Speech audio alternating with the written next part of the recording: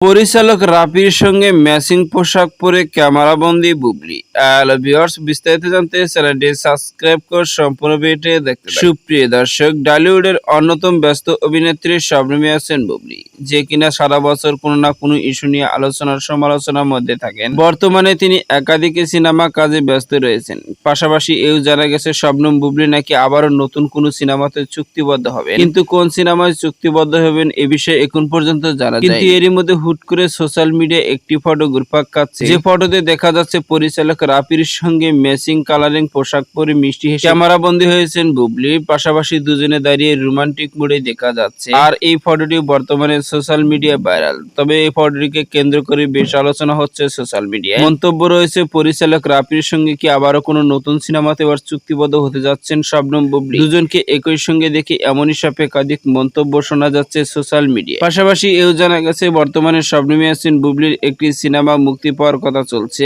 আর খুব শীঘ্রই সিনেমাটি মুক্তি পাবে। আর সেই সিনেমা প্রচারণার জন্য কলকাতায় যাবেন তিনি। তো সুপ্রিয় দর্শক, ভিডিওটি আপনার কাছে ভালো লাগলে একটা লাইক, নিত্য নতুন ভিডিও আপডেট পেতে চ্যানেলটি সাবস্ক্রাইব করুন। অসংখ্য ধন্যবাদ পুরো ভিডিও উপভোগ করার জন্য।